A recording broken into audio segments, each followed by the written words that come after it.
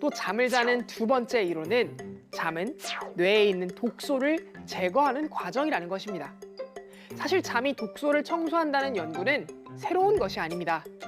이미 2013년에 미국 로체스터 대학교 마이켄 레더가르드 연구팀이 쥐 연구를 통해 자는 동안 뇌는 노폐물을 씻어내는 작용이 일어난다는 것을 밝혀냈는데요. 연구팀은 쥐의 뇌에 관찰용 염료를 넣은 뒤 자고 있을 때, 깨어 있을 때, 그리고 마취되어 있을 때 뇌에서 어떤 변화가 일어나는지, 또 뇌에 있는 각종 액체가 어디로 이동하는지를 관찰했죠. 그 결과 자고 있을 때 신경세포 간 틈새 공간이 크게 확장되면서 뇌 척수액이 이 공간을 돌아다니며 세포의 대사산물을 청소한다는 사실을 발견했습니다. 즉, 잠을 잘 때 뇌에서는 배관 시스템이 활성화되고 뇌 척수액은 세척제 역할을 하는 것이죠. 지난 2019년에는 인간을 대상으로 실험을 했습니다. 미국 보스턴 대학교 로라 로이스 연구팀은 실험 참가자들의 MRI 장치에서 잠을 자게 하는 동안 뇌에서 벌어지는 일을 모니터링했는데요. 그 결과 2013년 쥐 연구와 유사한 과정을 관찰했습니다. 사람이 잠에 들면 신경세포의 활동이 정지하고 혈액이 조금씩 빠져나가는데요. 그 자리에 뇌척수액이 흘러 들어왔습니다. 즉, 뇌척수액이 들어올 공간을 마련하기 위해 혈액이 자리를 비키는 것이죠. 그 뇌척수액은 뇌 곳곳을 흐르며 신경세포의 활동으로 쌓인 노폐물들을 밀어냈습니다. 그러니까 쥐와 인간을 대상으로 한 실험 모두 수면 중에 뇌척수액이 뇌세포 찌꺼기를 청소한다는 건데요. 그렇다면 뇌는 왜 하필 수면 중에 청소를 하는 것일까요? 잠이 들면 뇌의 신경세포가 활동을 정지합니다. 이렇게 활동을 멈추면 신경세포의 산소 공급을 일시적으로 차단할 수 있고, 따라서 혈액이 빠져나가는데 이때 비로소 뇌척수액이 들어올 수 있는 것이죠. 뇌척수액이 청소하는 노폐물은 대개 베타 아밀로이드라는 물질입니다. 베타 아밀로이드는 퇴행성 신경질환에서 공통으로 관찰되는 단백질이라 치매의 주요 원인 물질로 지목받고 있는데요. 그렇다면 뇌척수액은 베타 아밀로이드를 어디로 배출하는 것일까요? 기초과학연구원 혈관연구단 고규영 단장 연구팀은 노화한 생쥐의 뇌척수액에 형광물질을 주입해 뇌척수액의 경로를 밝혀냈습니다. 그에 따르면 뇌척수액이 베타아밀로이드 같은 노폐물을 배출하는 주요 통로는 뇌 하부에 위치한 뇌막 림프관이라고 이야기했는데요. 림프관이란 마치 하수도처럼 액체와 물질을 수송하는 관인데, 뇌에도 림프관이 있어 노폐물을 뇌 밖으로 밀어낸다는 것이죠. 또한 나이가 들수록 림프관의 배출 기능이 떨어져 베타아밀로이드가 쌓인다는 것도 발견했습니다. 그래서 나이가 들수록 인지 기능이 나빠지고 알츠하이머 같은 퇴행성 뇌질환에 걸리는 것도 뇌척수액이 청소 활동을 제대로 하지 못했기 때문이죠. 유레카!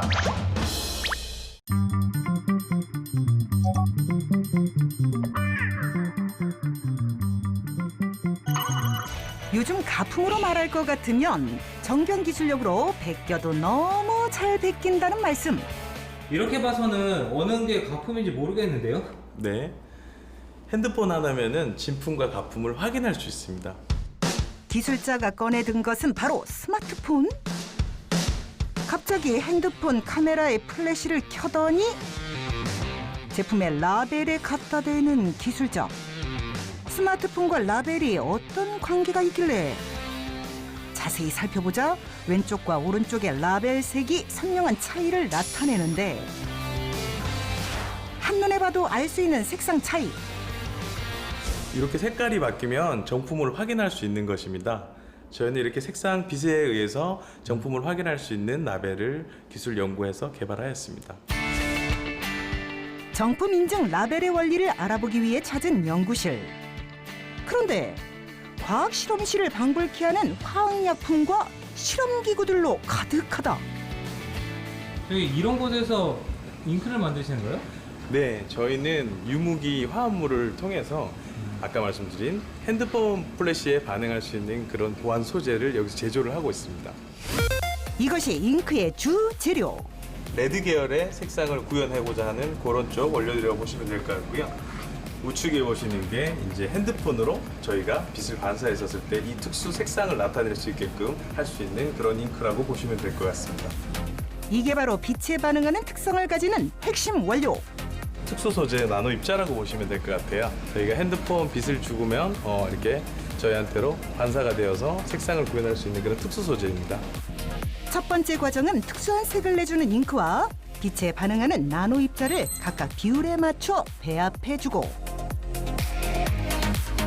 이후 나노 입자와 색을 내주는 잉크가 합쳐지면서 종이에 인쇄돼 정품과 가품을 구별할 수 있는 라벨이 만들어진다는데, 일반 라벨지 위에 색을 내주는 잉크를 발라주고 그 위에 나노 입자 잉크를 덧바르면 특수 정품 라벨 완성! 이렇게 종이에 인쇄된 나노 입자는 불빛을 받으면 빛 반응 화학물을 서로 끌어당겨 특정한 불빛을 내는 것이다. 유레카!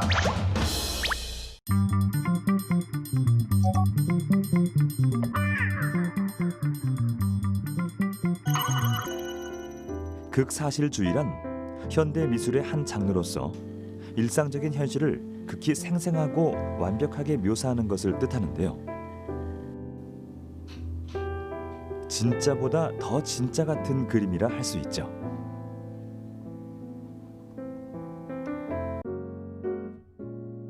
김영성 화가가 직접 손으로 그린 작품들. 현실 속 살아있는 생물체의 느낌을 그대로 살려내 마치 내 앞에 생물이 있는 것 같은 착각을 불러일으킵니다.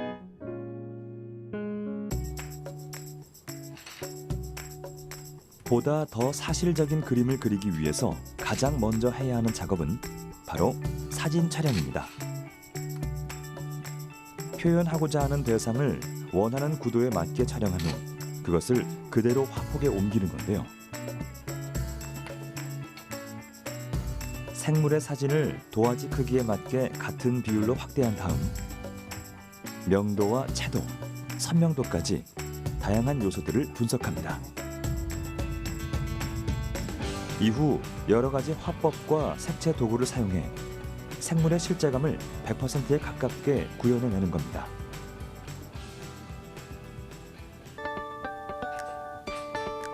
화가는 사진으로도 표현하기 힘든 미세한 부분까지 더 사실적으로 그려내기 위해 많은 공을 들이고 있는데요. 이때 필요한 도구로는 약 40여 가지의 유화 물감, 그리고 굵기가 가장 가느다란 붓들입니다.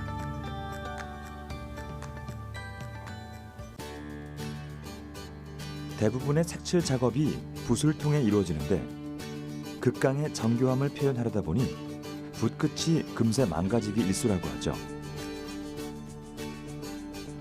단 며칠의 작업만으로 못쓰게 된 붓들만 이만큼. 그 수를 헤아리기 힘들 정도입니다.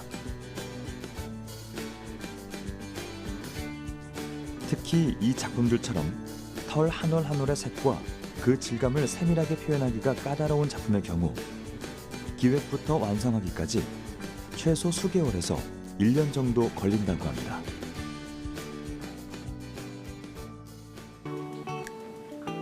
단지 기계로 찍어내는 것이 아니라 화가가 직접 눈으로 보고 인지한 것을 다시 손으로 표현해내는 작업.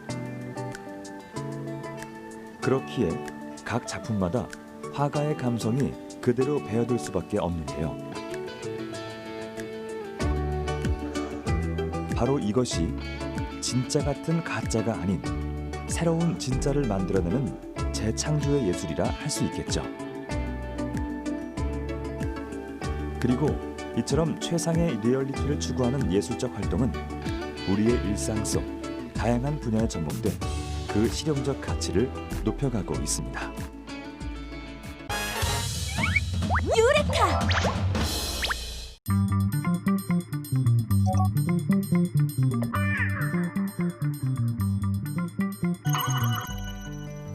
야생동물 생태 전시에 있어서 가장 눈여겨볼 것은 바로 박제품들인데요. 죽은 동물들의 가죽을 이용해서 그 동물이 마치 살아있는 것 같이 사실적으로 표현해낸 기술이 돋보입니다.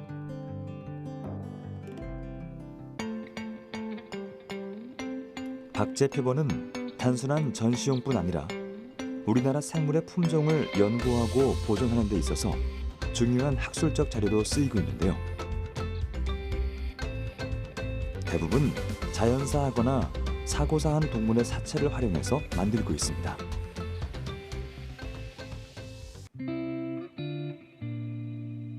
매년 뉴영남 박제사의 손길을 거쳐 만들어지는 박제품만 약 100여 점. 하나같이 생물의 모습 그대로를 간직하고 있는데요. 이렇게 죽은 동물을 살아있는 것처럼 복원하기 위해선 어떤 기술이 필요할까요? 이 궁금증을 풀기 위해 까치의 박제 과정을 살펴보기로 했습니다. 먼저 사고사로 들어온 까치의 가죽만 벗겨내 여러 가지 이물질을 닦아냅니다. 그리고 체내에 남아있는 근육과 지방을 깨끗이 제거해 부패로 인한 2차 오염을 방지합니다. 이렇게 세척 작업이 끝나면 인공 근육을 만들어 원래의 형태로 복원시킨 후 철사를 이용해 고정시켜주는 것이죠. 이제 까치의 몸통 속 비어있는 공간을 부피가 있는 충전재로 채운 후 가죽을 봉합하면 박제품이 완성되는데요. 아직 중요한 과정이 하나 더 남아 있습니다.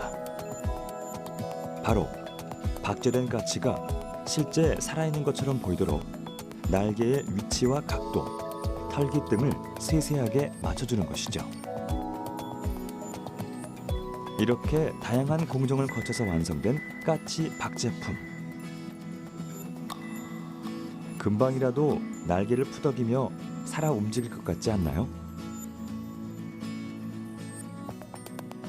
우리나라에 서식하는 다양한 동생물들의 자원화를 위해서 꼭 필요한 박제 작업. 진짜 같은 가짜, 아니 진짜를 뛰어넘는 가짜를 만들기 위해선 끊임없는 연구가 뒷받침돼야 하는데요.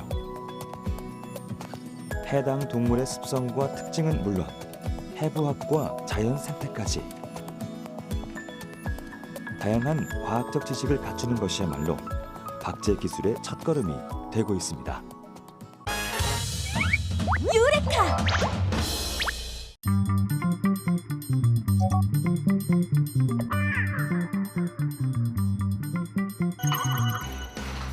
영화에서 자주 쓰이는 노인 분장의 경우 어떤 과정을 거쳐 완성되는 걸까요? 예를 들어서 바닷가에 살았다던가 농사를 지은 노인이면은 더 주름이 깊고 피부결도 거칠고 그렇겠지. 근데 오늘은 도시에서 곱게 그런 꽃중년 이미지의 노인 분장을 한번 해볼게. 나 바를 수 있는 공간. 분장을 시작하기 전 작품 속 캐릭터를 분석하는 작업이 먼저 이루어져야 하는데요. 인물의 성격과 생활 환경 등을 알아야 그에 맞는 분장을 할 수 있습니다. 일반 분장이 단순히 노년의 주름을 그리는 것이라면 특수 분장은 노년의 주름과 피부톤, 피부 질감을 더 입체적으로 만들어내는 것이 특징인데요.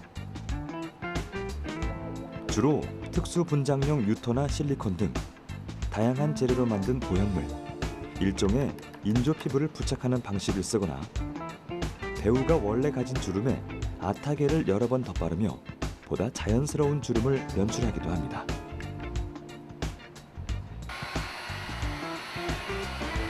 피부 표현이 끝나면 보다 사실감을 더하기 위해 머리카락을 염색하고 수염을 붙이는 작업을 진행하는데요. 하나하나 수작업으로 연출해야 하기 때문에 최소 2시간이 넘게 걸린다고 하죠. 이렇게 완성된 노인 분장. 40대 모델의 얼굴에 30년의 세월이 고스란히 덧입혀진 것 같은데요. 미세한 주름 하나까지 정말 진짜 같습니다. 이처럼 특수 분장은 배우가 물리적으로 연기할 수 없는 부분에 대해 완벽하게 보완해주는 역할을 하는데요. 단순히 얼굴 분장뿐 아니라 여러 가지 용도의 소품이나 인체 모형인 더미를 만들기 위해서 쓰이기도 합니다.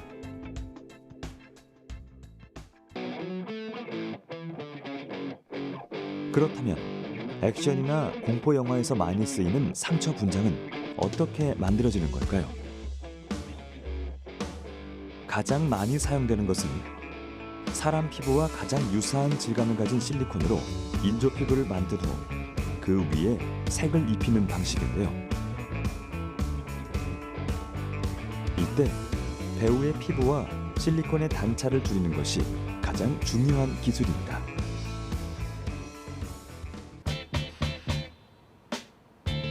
간단한 상처 분장 하나를 하더라도 근육과 지방 조직층 등에 대한 해부학적 지식이 필요하기 마련.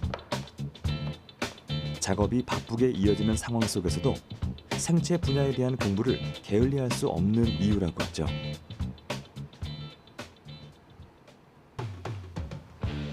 무엇보다 영화 속 배경과 상황 설정에 따라 똑같은 상처 분장 하나도 새롭게 만들어내야 하는 것이 특수 분장사의 역할. 보다 사실감 있고 진짜 같은 분장을 만들기 위해서 기술적인 부분을 꾸준히 업그레이드해야 하는데요. 지금도 이런 특수 분장 기술의 진화를 위해 다양한 시도가 이루어지고 있습니다.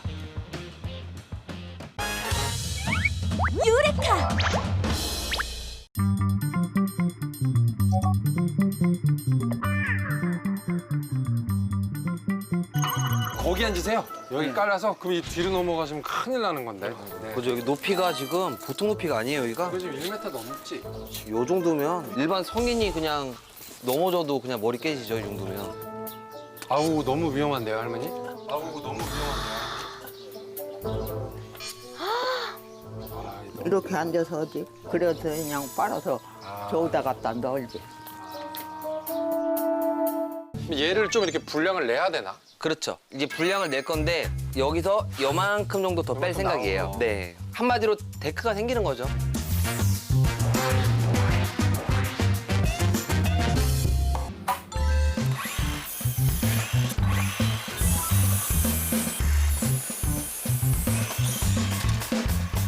됐어요. 그거 다 자른 거예요. 예. 거기 살짝만 올려주세요. 살짝만요. 속 세대요. 깜짝 놀랐네. 왜 그러는 거예요? 아니 잘 박아서. 리액션 해준 거야. 자, 한번 올려주세요. 아 깜짝 놀랐어. 불안하게. 자, 그리고 저쪽에 보시면 굉장히 두툼한 나무가 있어요. 왼쪽에. 저기 한 1km만 걸어가시면 1kg라니. 예, 가장 두툼한 나무 있습니다. 한 개만 부탁드릴게요.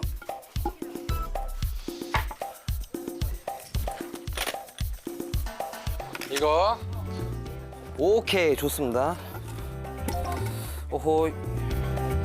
자, 그러면 저기 타카총 한번 주시고, 자, 이거를 어떻게 쓰시냐면 누르면 기계가 돌잖아요. 한참 돌 때 찍으시면 돼요. 어딜 찍으시냐? 요래. 오케이. 자, 쏘세요. 오케이. 많이 박아요. 네, 오케이. 네, 이제 됐어요. 그만하세요, 이제. 그만하십시오. 그만. 새로운 게 왔더니 또 흥분하네.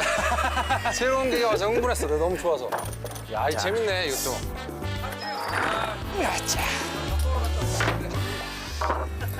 봐봐.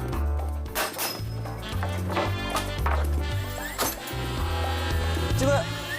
아, 좋다.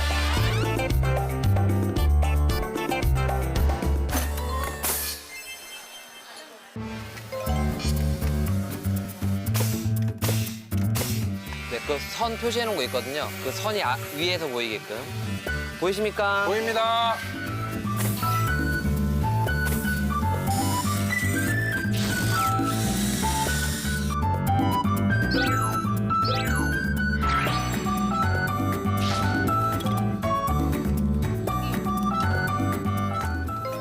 이 정도면 되겠죠? 여기 위에 영어 있는 튼튼하죠? 여기 올라가는 길도 이렇게 작은 게 있으면 어떠냐라는 추천해 주셨잖아요. 여긴 지팡이 이렇게 여기 손잡이가 이렇게 있어. 와. 이렇게 하면 이 상상도 할 수 없는 정말 안전함이 나오는 거니까. 꼭 해야 돼요, 이건.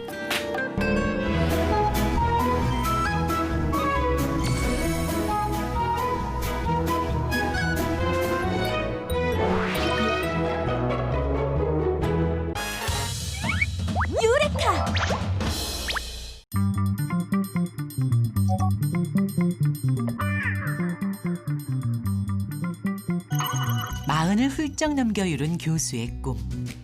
마음이 급한 늦깎이 교수는 산으로 들로 밤낮 없이 돌아다니면서 거미를 만났습니다.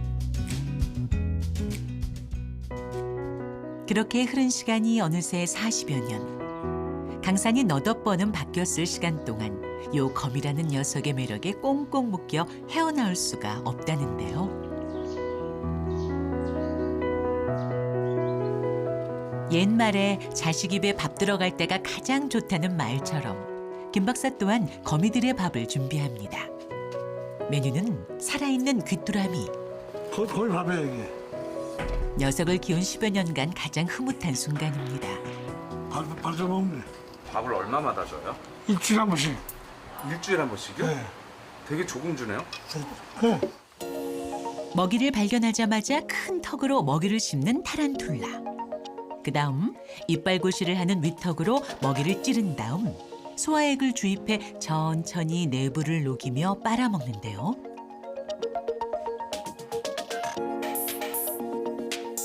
먹이를 녹일 만큼의 독이라고 해서 위험하다고요? 천만의 말씀. 잘만 이용하면 이 독이 인간을 아주 이롭게 하기도 한답니다.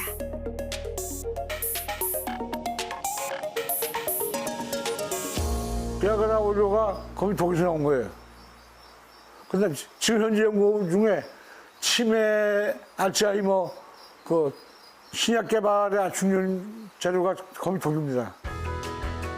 약이 되는 것이 독뿐만이 아닙니다. 거미줄도 있는데요. 모든 거미가 거미줄을 치는 것은 아니고 전체 거미 중 3분의 1만 거미줄을 쳐 먹이 사냥을 하는데요. 대개는 암컷이랍니다. 뱃속 실샘에서 만들어진 거미줄은 엉덩이 끝에 있는 방적돌개에서 실을 뽑아내는데요. 같은 무게의 강철보다 강하면서 고무보다 유연합니다. 탄성이 좋아 평소 길이의 4배나 늘어나는 것은 물론 질기기까지의 방탄복을 만들기도 합니다. 또 인간의 면역 체계를 자극하지 않아 수술 봉합실이나 인공장기의 소재로도 활용될 수 있다고요. 그래도 깨끗한 곳만 찾아 4억만 년의 긴 생명력을 이어온 거미. 그런데 이 거미들은 참 억울한 동물입니다. 생김새와 독 때문에 생긴 오해 때문에 싫어하는 사람들이 꽤나 되거든요. 지금 보시는 책은 무슨 책이에요? 눈금이야. 물 좋아하는 거미들이에요. 하지만 거미는 참 이로운 동물.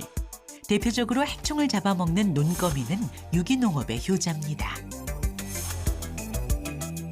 과거에 이제 영화나 만화, 소설 같은 데서 거미를 그 악역만 맡게 해서 혐오를 갔는데 사실은 100% 일충이에요, 일충. 그래서 거미를 난 사랑하고 보호해줘야 된다, 그게. 게다가 청정 지역에서만 사는 거미는 지표동물로 환경오염의 바로미터입니다. 유레카!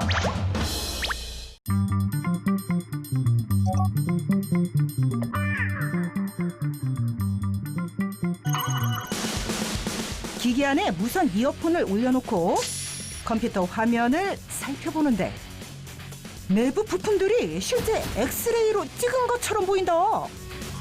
이뿐만 아니라 전자제품의 내부 환경을 3D로도 확인할 수 있다. 그렇다면 불량품은 어떻게 발견하는 걸까? 정상품에 같은 경우에는 양극이 골바르게 서 있는 걸 볼 수 있습니다. 하지만 불량품에 같은 경우에는 이렇게 울퉁불퉁하게 휘어져 있습니다. 이거를 보고 불량이라고 판정을 합니다. 내부에 있는 결함을 빨리 발견해가지고 고객들의 불량수를 낮추고 품질 향상을 도와주게 됩니다. X선을 투과시켜 촬영하는 검사 엑스레이. 병원에서 쓰이기도 하고 공항 보안 검색대에서 육안으로 확인할 수 없는 곳까지 검사하는 데도 쓰이는데 이제 기계의 보이지 않는 부분까지 관찰할 수 있다. 휴대폰이나 자동차에 전자부품이 굉장히 많이 들어가고 있습니다. 전자회로 모든 부위에 납땜이 있는데 이 납땜 불량이 나면 제품에 치명적인 문제를 일으킵니다. 내부 결함으로 인해 일어나는 오작동과 폭발, 발화 등 전자기기를 사용하다 일어나는 사고 기사를 평소에 흔히 접할 수 있는데 이런 사고를 미연에 방지하고자 개발한 것이 바로 이 산업용 엑스레이. 전자기기 외에도 다양한 분야에서 사용되고 있다. 자동차의 전자부품 검사용, 또 휴대폰 부품 검사용, 또 배터리 안전 검사용으로 가장 많이 사용되고 있습니다. 그렇다면 이 산업용 엑스레이는 어떤 원리로 작동될까? 엑스레이 설비는 현재 샘플을 보여줄 수 있는 디텍터와 샘플을 올려놓을 수 있는 지그, 그리고 엑스레이를 발생시키는 튜브 이렇게 구성이 되어 있습니다. 가장 중요한 장비는 바로 고정밀 엑스레이 튜브. 제품에 조사되는 엑스레이 양을 최소화하면서도 고품질 이미지를 얻는 기술을 개발했는데 이 하단에 있는 제네레이터에서 10만 볼트의 고압이 발생되면 이 안에 있는 필라멘트를 만나게 됩니다. 그러면은 전자빔이 발생되는데요. 그 전자빔은 렌즈를 통해 집속시킨 후 마지막 부위에 있는 타겟에 맞아 이 위로는 전부 다 엑스레이가 발생하게 됩니다. 엑스레이 또한 방사선, 외부로 노출되면 안 되기 때문에 차폐 작업이 굉장히 중요하다. 지금 보이시는 게 차폐 작업인데요. 지금 다 눈에 보이는 게 전부 다 납입니다. 엑스레이도 방사선의 일종입니다. 방사선이 외부로 노출되는 것을 막기 위해서 납과 철로 꼼꼼하게 만들어지고 있습니다. 안전을 중요시한 차폐 작업까지 마무리한 후 완성된 산업용 엑스레이는 휴대폰 배터리 오류 검사 등 여러 분야에서 사용되고 있는데 특히 높은 신뢰성을 요구하는 반도체 기업이 최종 검사용으로 사용할 정도로 기술력을 인정받고 있다. 200나노급 엑스레이 발생 장치를 자체 개발해서 적용하기 때문에 우리나라에서는 가장 작은 결함을 검출할 수 있고요. 고속 3D 스캔 기술이 직접 검사기에 또 적용이 돼서 가장 정밀하고 가장 빠른 사양을 보유하고 있습니다. 100% 수입에 의존하던 산업용 엑스레이 검사 장비를 국내 최초로 국산화에 성공. 마이크론급 장비에서부터 나노급 장비까지 개발. 출력 용량대별로 다양한 제품군을 갖춰 그 영역을 점차 넓히고 있다.